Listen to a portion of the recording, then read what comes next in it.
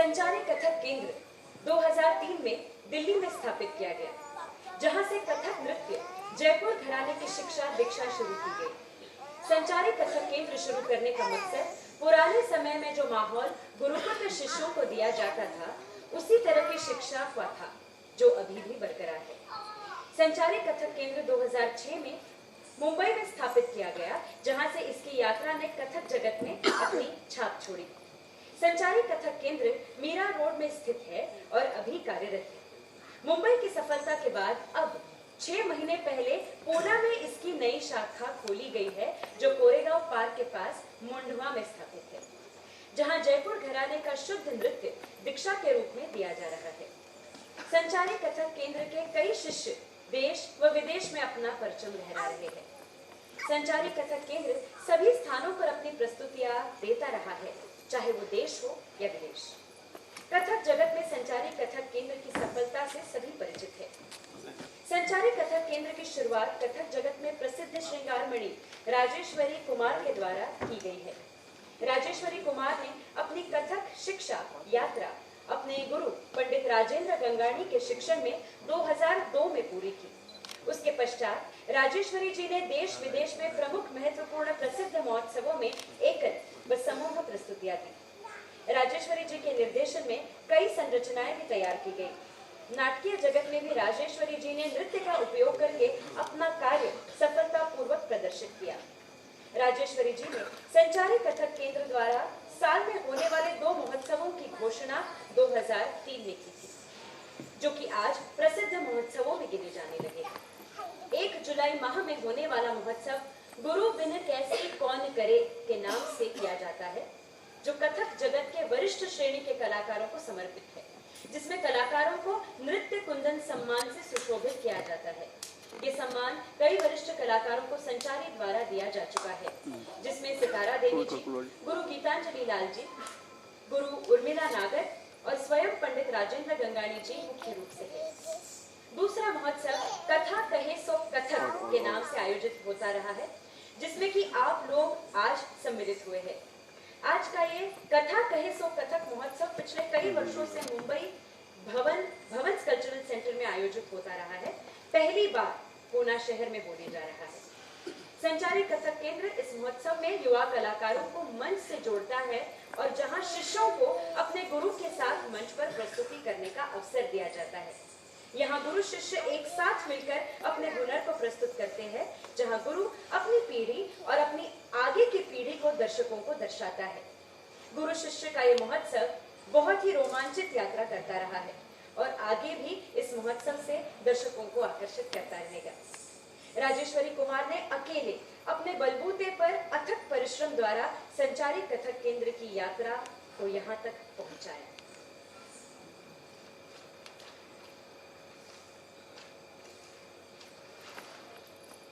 पहली प्रस्तुति। प्रथम ये प्रस्तुति संचारी के प्रथम वर्ष की छात्राओं द्वारा की जाने वाली है, जिसमें हम कथक नृत्य जयपुर घराने के अंग प्रत्यांग के जरिए भगवान श्री गणेश का वंदन करेंगे। इसमें भाग ले रही है ध्वनि प्रथम वर्ष से, सान्वी प्रथम वर्ष से, शिवानी प्रथम वर्ष से और सिद्धि चतुर्थ वर्ष से।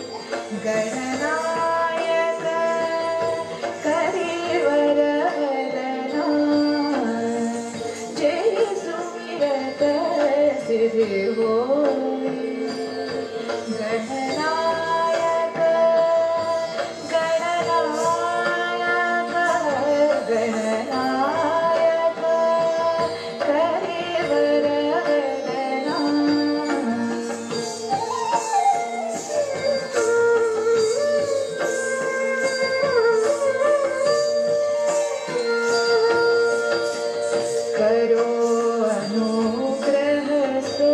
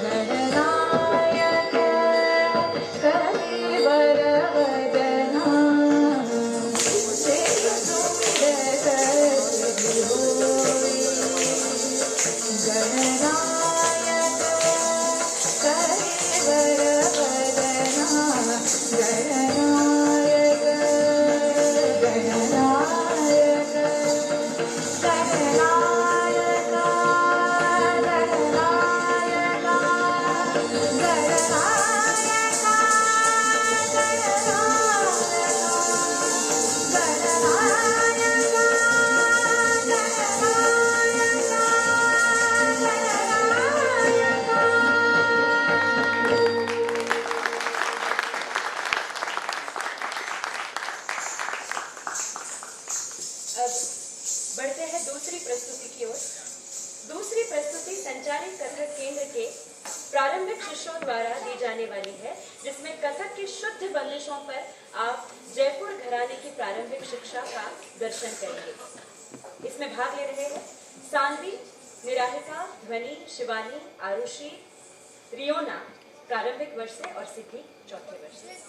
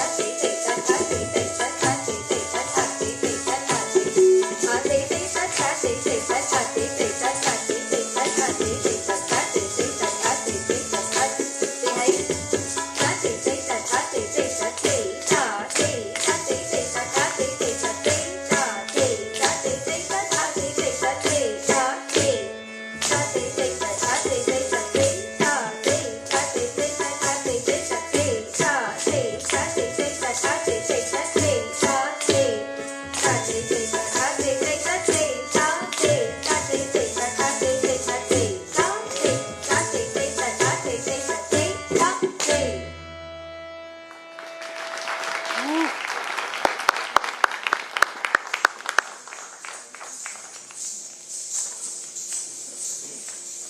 के समय को आज हम आगे पीछे आपके सामने ला रहे हैं, जहाँ शुद्ध पारंपरिक कथक पुराने शुद्ध रूप में जहाँ अपनी कलात्मकता से जगह बनाता है, वही कथक का दादरा आप विदेशों में भी देख पाएंगे, उसकी छाप वो छोड़ता है। पाश्चात्य का कोई संगीत नृत्य कथक नृत्य में नहीं आ सकता, लेकिन कथक नृत्य का आकाश इतना विशाल है कि पाश्चात्य संगीत को भी अपने में मिलाने की योग्यता रखता है। पाश्चात्य संगीत से शुद्ध शास्त्रीय नृत्य का तालमेल अपने आप में कल्पक नृत्य का विशाल शास्त्रीय क्षेत्र दर्शाता है। कथक के पश्चात आ सकता है और पाश्चात्य में कथक लाया जा सकता है। ये प्रस्तुति जो हम देखने जा रहे हैं 5 मात्रा का तराना है और वेस्टर्न बीट्स पर आधारित है। आइए देखते हैं ये फ्यूजन प्रस्तुति।